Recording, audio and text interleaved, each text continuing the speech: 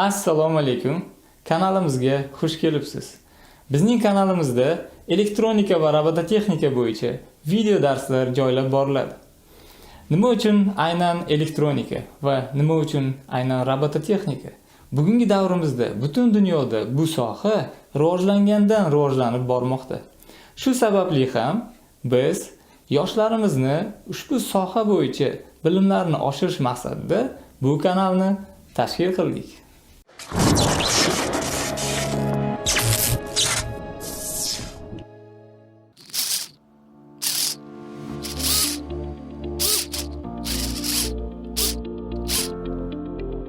Robototexnika bu elektronika, mexanika va dasturlash yordamida ma'lum vazifani bajaruvchi qurilma, ya'ni robot yaratish ilmidir.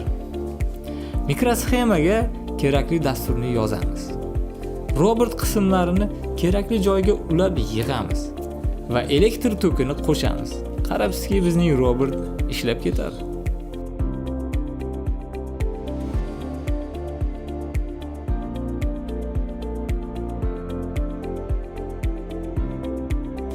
Birinchi darsimizda biz siz bilan elektr toki haqida gaplashamiz. Elektr toki har qanday sensor, mikrokontroller, elektrodvigatel ishlashi uchun energiya talab qiladi.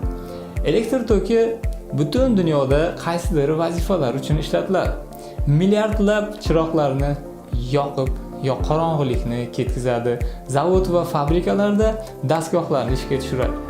Avtomobillarni yurgizadi, internetni ishlatadi. Xullas, elektr tokisiz bugungi zamonimizni tasavvur qilib bo'lmaydi. Keling, siz bilan eng avval ana o'sha elektr toki tarixini qisqacha o'rganamiz.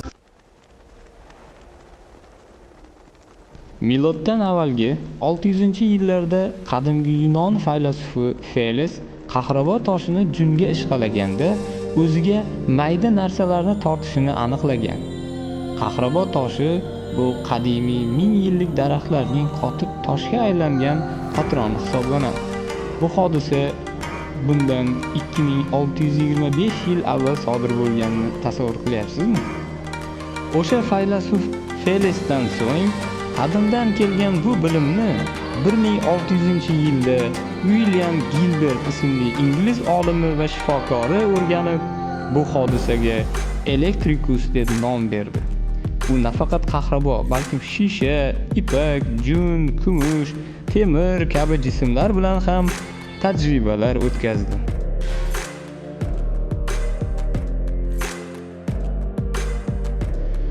Gilbertdan keyin amerikalik olim Benjamin Franklin musbat va manfiy zaryad tushunchasini kiritdi. Alessandro Volta esa birinchi doimiy tok manbai volta ustunini ixtiro qildi.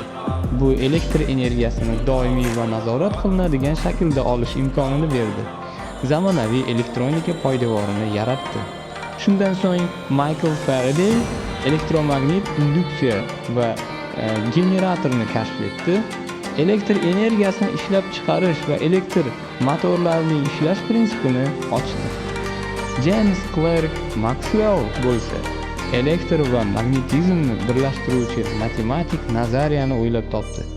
Elektr va magnit hodisalarini ilmiy ravishda tushuntirish va butun zamonaviy texnologiya poydevoriga asos soldi.